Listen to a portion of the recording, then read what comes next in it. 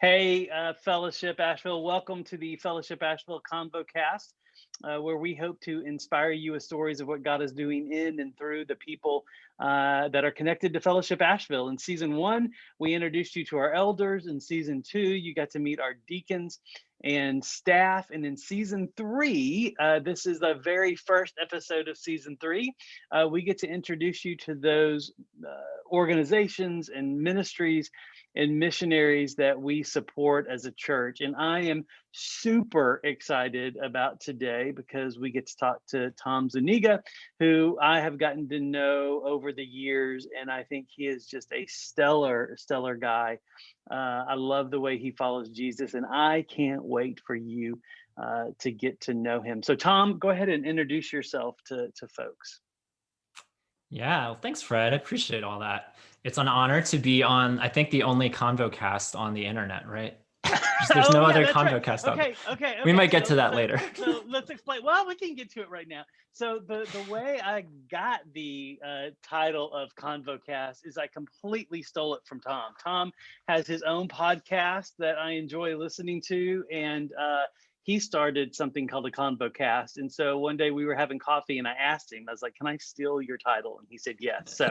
So yeah, I was you like, have Tom to thank for this. yeah, and I was like, I'm pretty sure, I haven't actually Googled it, but I'm pretty sure I feel like it's a common mashup of words. I'm pretty sure No, there's I don't probably think a so. I million think we are the ConvoCasts only out two there. people in the world that have Like, a ConvoCast. well, in any case, Yeah. it's an honor to share that role with Fellowship. Yeah.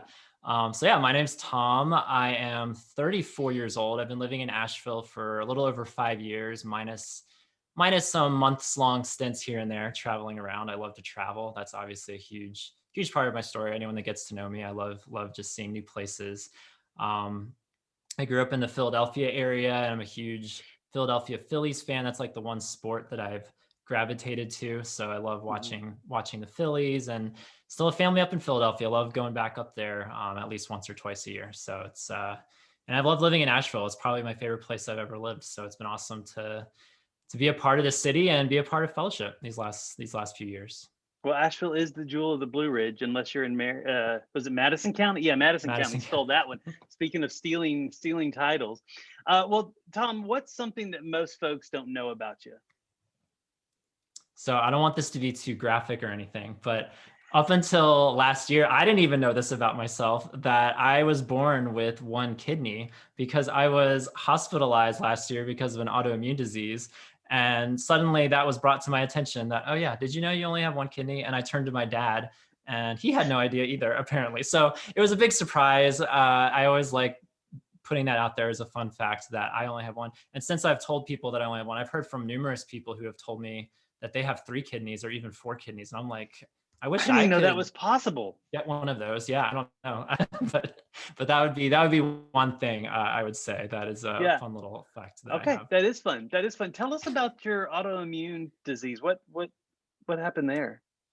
Yeah, so I mean, I've been, not to brag or anything, but I've been so healthy my whole life. Like I pride myself in keeping in good shape and eating well, and I was doing CrossFit the last couple of years, so I felt really good about myself, especially going into my 30s now with just getting older.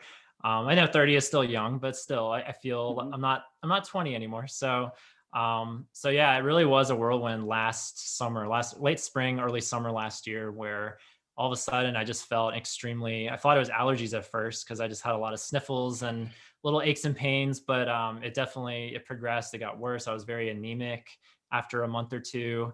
Um, I had inflamed joints, and I had no idea what was going on with me. I felt like literally like my body was failing me and not doing what it was supposed Mm. to do. And so it reached a point where I just felt like I had to go to the emergency room. I had to get this looked at. And so I was in the hospital for a week last summer and got diagnosed with a very rare form of vasculitis. Let me see if I can say it, called granulomatosis with polyangiitis, abbreviated GPA. And Okay.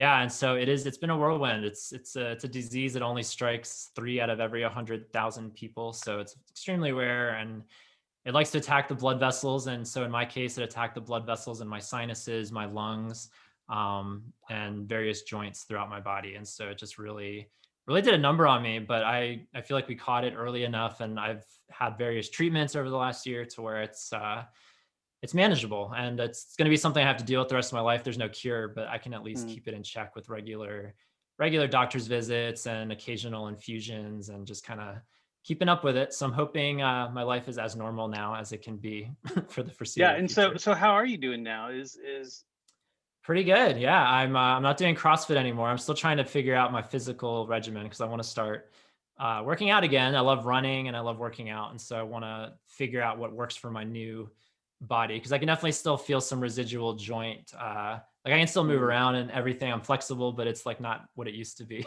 So yeah, part of that might be yeah. just getting older, but it Not is what it yet, is. not yet. That in your 40s, yes, Maybe yes. In your 40s. 40s Okay. is when you wake up. In your 50s, you wake up and you're like, why does this part of me hurt? I didn't do anything to make this part of me hurt. Why does Right. that Well, hurt? I'm starting to feel So, that. So okay, hopefully it's more from the disease and not getting old, but we'll see. yeah, yeah.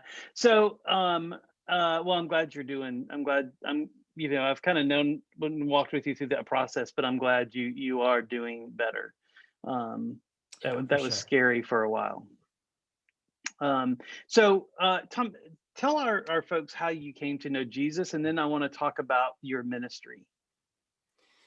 Yeah. So the way I always set it up is that it feels unremarkably remarkable, in the sense that I feel like when anyone comes to Jesus, that's remarkable, right? That's a Yeah. really great thing. But do I have any kind of like flashy come to Jesus Damascus Road story? I don't think so. I don't. But Mm, I grew up in a Christian home, and so I was always around church and always around the stories of the Bible and Jesus growing up. And so I truthfully do not remember the first time I prayed that prayer. But what I tell people is I remember the second through 300th times, because there was a lot of repetition. There was a lot of trepidation as a kid of like, did I say it right? Did I ask for this or not ask for that? Or do I need to say it again? And so I had a lot of paranoia, I think, for a couple of years throughout my upbringing.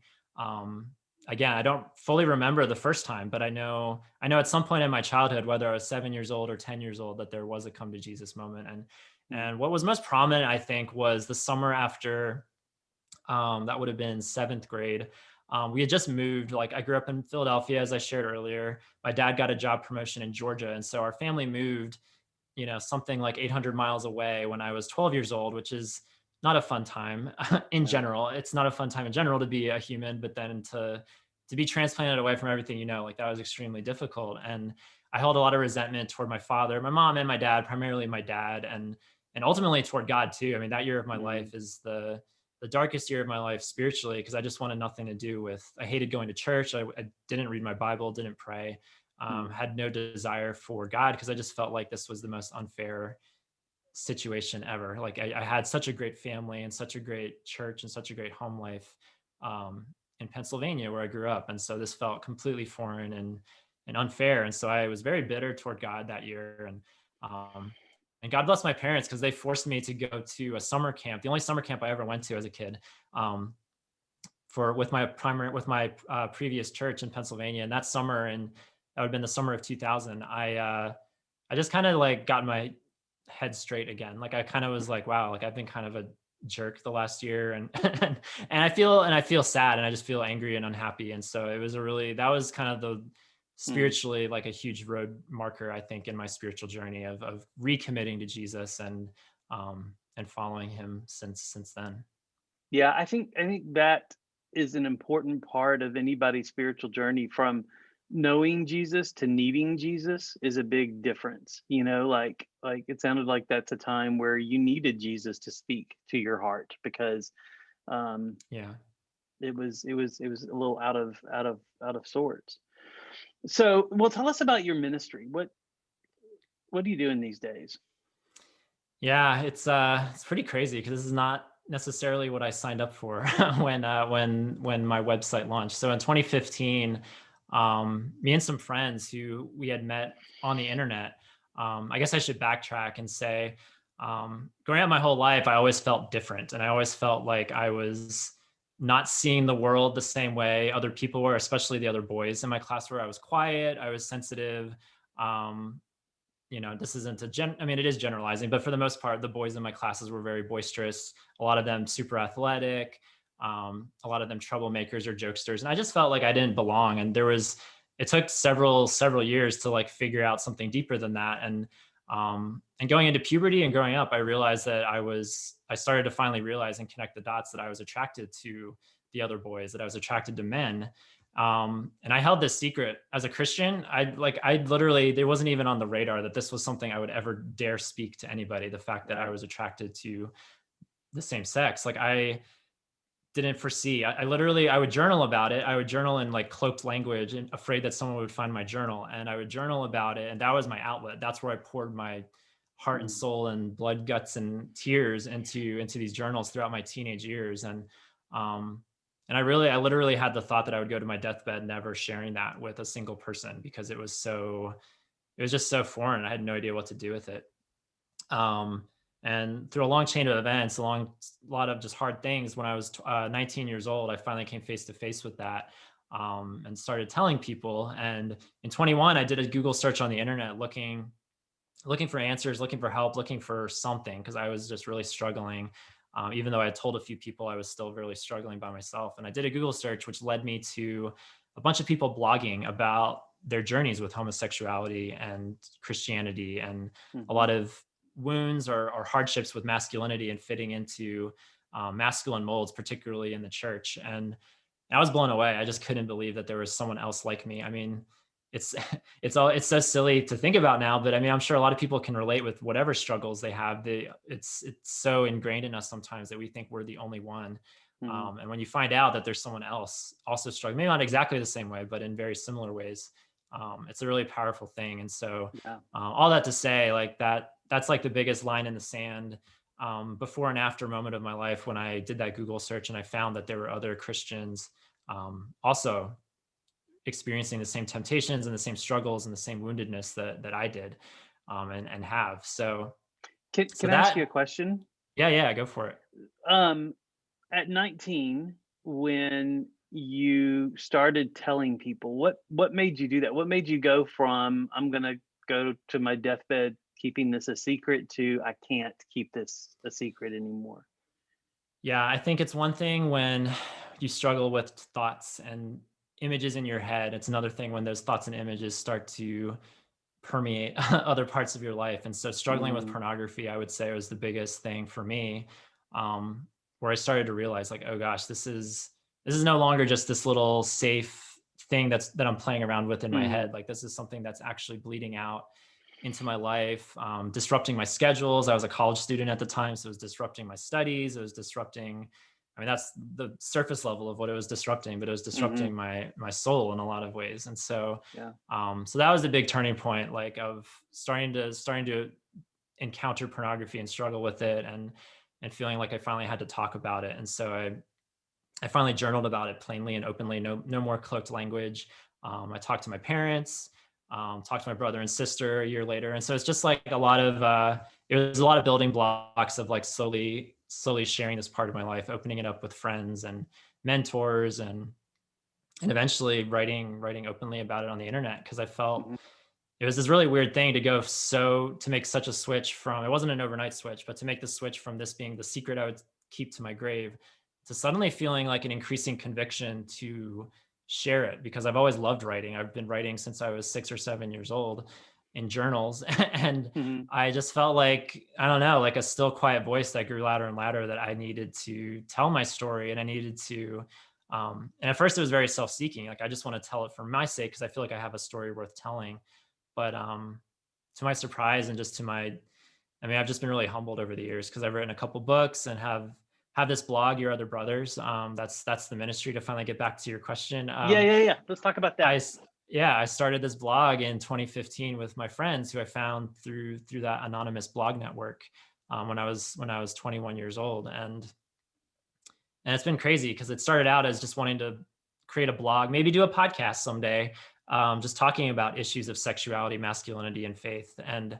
Um, and to my mostly delight, a lot of extra stress as well, but to my delight, there's been a ministry component that's come out of it, a community Hmm. component that's come out of it. And as of now, we have a couple hundred guys all around the world, pledging to this effort on a monthly basis. And fellowship included is supporting me and supporting this effort. So I'm Hmm. just like super grateful, super humbled.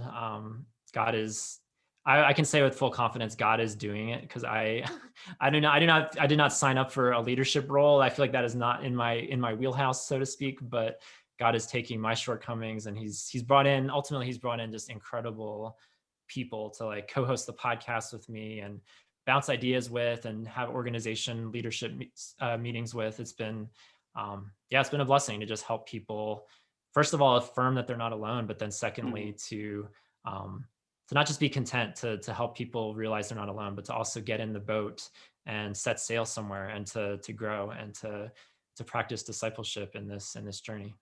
Yeah. So talk about your other brothers. What tell folks what you do. Like what is the ministry of your other brothers? Yeah, so there's two sides to your other brothers. There's the content, and then there's the community. So the content, Hmm. we put out a couple blogs a week usually. We have authors, young and old, single, married, around the world, and so it's awesome to see all this little mosaic of stories coming onto our website in the form of our blog. That's the first thing we ever started doing, and um, I'm the editor, so I put the post together, and so we do that.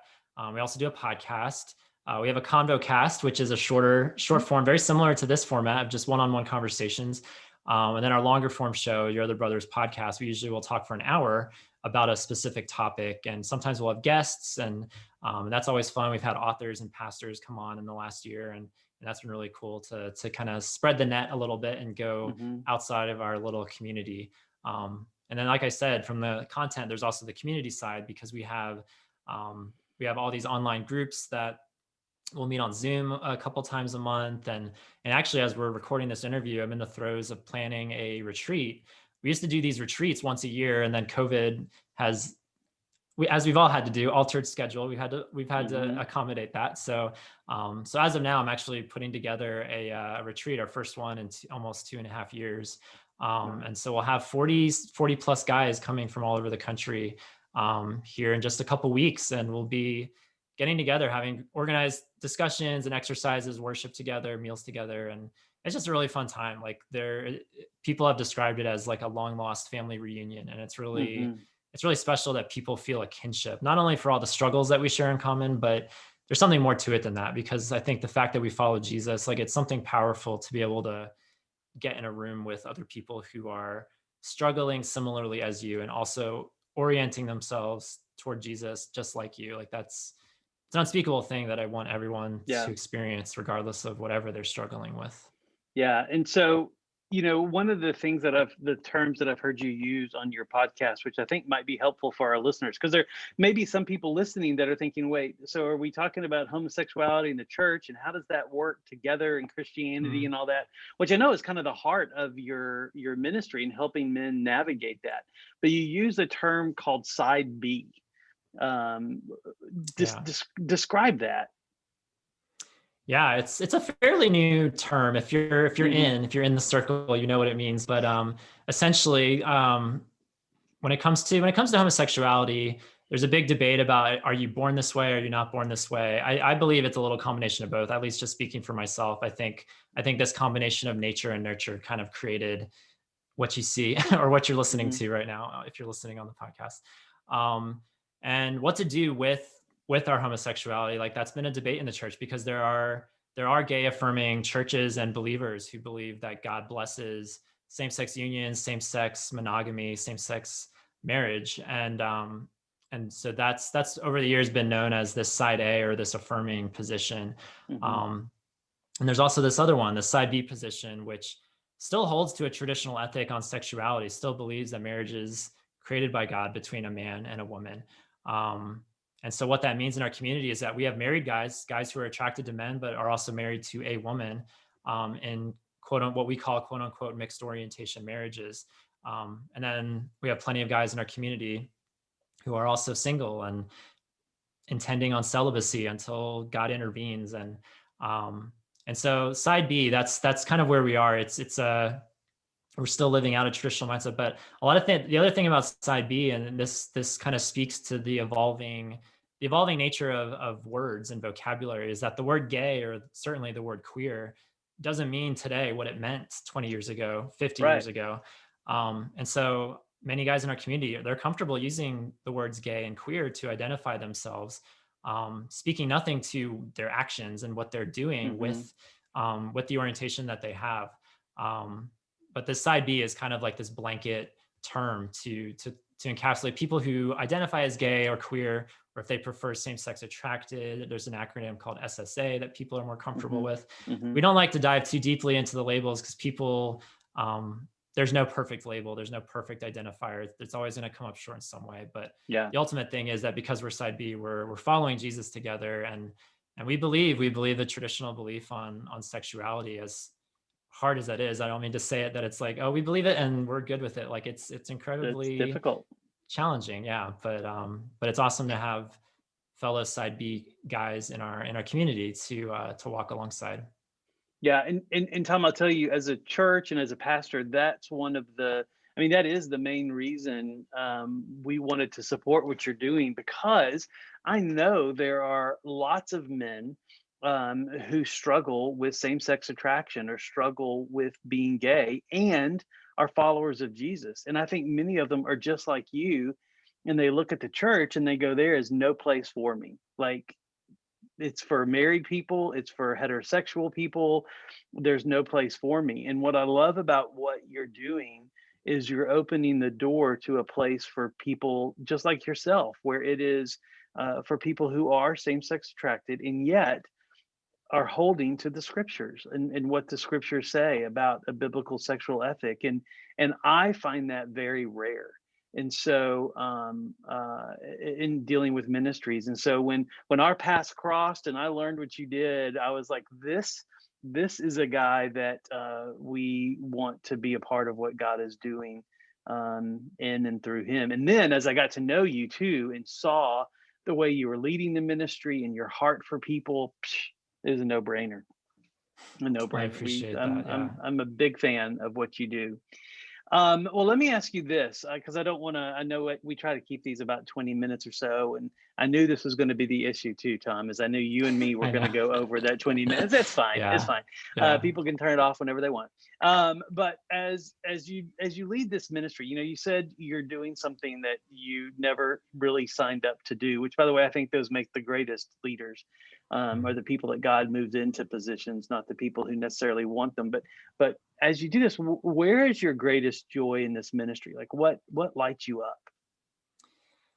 I just remember when I was 21 and I did that Google search and my eyes lit up, my soul lit up when I was scrolling and I just saw blog after blog after blog of people writing about their struggles and being so open, even though there were a lot of them were anonymous, but they're still so open about what they're dealing with. Like my greatest joy with Your Other Brothers, because it's still happening. We're still putting out blogs and podcasts and videos and other presence on social media. And we still hear from people like every day, every week, who are finding us one way or another. They're Googling something or they're clicking a link that takes them somewhere, the magic of the internet. And they'll send an email, they'll send a message, and they just are floored. They're floored that they thought they were the only one and that they are no longer alone. Like that to me is so worth it. It's, again, every life has challenges. So I don't want to make myself special.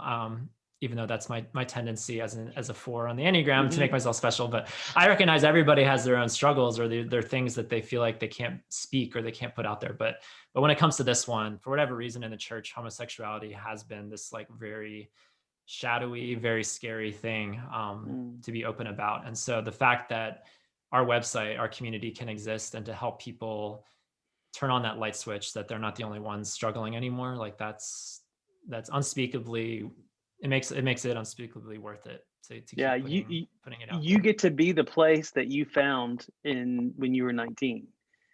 That's very super cool. Yeah, it's very cool. So ministry has ups and downs. When it's a downtime, what gets you through? Coffee is good. I just read something yesterday where a guy said, I just pour coffee on all my problems.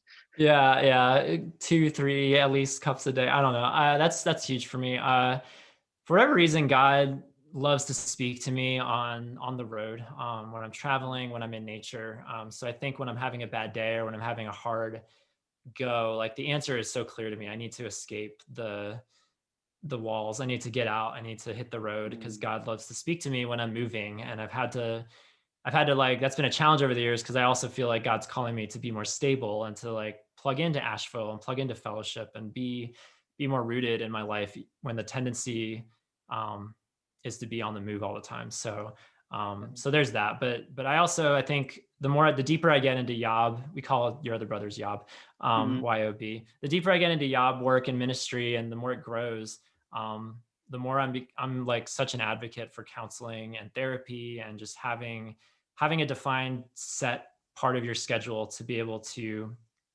talk to somebody and to not keep all the stresses of life bottled up. And so that's been a huge part of me the last couple of years, is taking that seriously and investing in that, because it's, yeah, like I said, I've never necessarily signed up for such a leadership role and to take on a ministry. Like, I would have never called Yob a ministry 5 years ago, but I think so many people have told me over the years that it is and refers to it as such, and yourself included. And so I guess I have to believe now that it is a ministry, and I have to take care of myself. And that's counseling therapy is a huge way that I'm doing that right now. That's great. As you look ahead, what do you hope and pray for Yob? We reorganized our values a little while ago, a year or two ago. We went from 5 values listed on our website to 7 values, and I won't list all of them, but the main one that was added that felt really lacking in our original 5 was the value of discipleship, and the idea that we're not just here to share hard, sad, broken stories. Like, that is something we're not afraid of. We will share hard, dark, sad stories on our site, which is refreshing for a lot of people. But if it's all dark, sad, and gloomy all the time, yeah, it starts to feel like, wait, what is this about? Where are we going? And discipleship is definitely the impetus for where I would personally love to see Yob go in the years to come. And what that looks like, I'm not sure. Like, we've tossed around ideas as a leadership team, like maybe we start organized groups locally in various parts of the country, since we're so spread out everywhere. I would love to see in the future that our site isn't explicitly for gay or queer or same-sex attracted believers, but it could be a place for all men or single people. I mean, I think we have an issue in the church, not to step on too many toes, but I think we have an issue on the church with an idolization or an uplifting of marriage to a place that it was never meant to be. That singleness is kind of scandalized. It puts people in outcast positions, and I would love to see singles thrive in the church. And if our website could be a conduit, because we have so many single people on our site, if it could help single people, men and women, like that would be such a blessing for our website, for our community, and just to be able to continue to educate the church. Like, we love having conversations with pastors and other ministry leaders to educate the church about issues of sexuality and gender identity, and making it a normal conversation again, or for a lot of places for the first time, making it a normal conversation, and just bringing some education, just something as simple as terms like I shared earlier, or just like sharing real life stories, because that's what we do on our website. Yeah. Something, and I think we've talked about this before, and I've even think y'all mentioned it on your podcast, and it may be one of those wait and see what God does, but I would love a Yas, your other sisters, at some point. I see sure. what you do for men who struggle, or who I don't know if struggles. Well, I mean, it is a struggle, like you said. Side B isn't easy, but for women who are in the same boat, just on the other side. And so, I would love to see that too. I think there's incredible value in that. Well, as we close down, what would you say is one word or phrase that describes fellowship to you? Fellowship Asheville. Yeah, I was thinking about this. The word that keeps coming to mind is give/service, I would say, because to bring my story back into it, I think for pretty much at least my whole adult life, I've looked at the church as something that can give me something as a consumer. Where can I find a church with a great pastor, or great worship, or great people, or small groups, or whatever? And that's not to say that those things aren't important and good, because they are. But I think for the most part of my life, I've always just gone to a church with the mindset that I want a place that can give me what I need. Essentially believing I have nothing to give. Like, I'm so broken, or have whatever faults against me, that I couldn't possibly give to a church. And early on in connecting with you, Fred, and then conversations that I've had with the elders, with various staff, like I've gotten nothing but affirmation that I have a story to share, that I have something to give. And I am super humbled by that. Because I have a group. It's not officially connected to your other brothers, but we meet twice a month. It's called Table, and it's for men who are sexual minorities in the church. And we have multiple churches represented, and we get to use the building, which is really cool and super awesome. And I would say, like, yeah, the ability to give, not just receive, but to give to this church is something that was very refreshingly just different from a lot of churches I've been in the past. And so that's what stands out to me when I think of fellowship. It's the ability to plug in as we're all uniquely wired. And that's just super touched. That's great. Well, Tom, I will shout your name from the rooftops if I have to. I believe in what you're doing so much. If people want to get in contact with you, serve with you, find out more, what's the best way to do that? Yeah, so there's all kinds of ways. I don't know if people want to get out their notepads, but on social media, I think all of my handles are at Thomas Mark Z. So if you pretty much go to any social media thing, you'll find me at Thomas Mark Z. M-A-R-K Mark? M-A-R-K, yeah, M-A-R-K-Z. I did that because Zuniga is kind of tricky for people to spell. So I just was like, let's just do the first initial. You can send me an email to tom@thomasmarkz.com. And then our website's yourotherbrothers.com. So if anyone's interested in checking out our blog, our podcasts, it's open to all. So I'd love to hear from anyone. Great.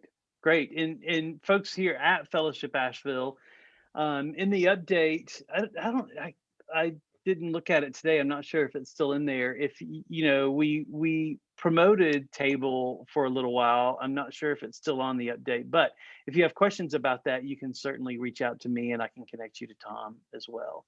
But Tom, thank you for your time. This has been great. Thank you for letting Jesus work in and through you to create this ministry that is a blog and content and a retreat/conference. I know you don't like to use that word, but it is.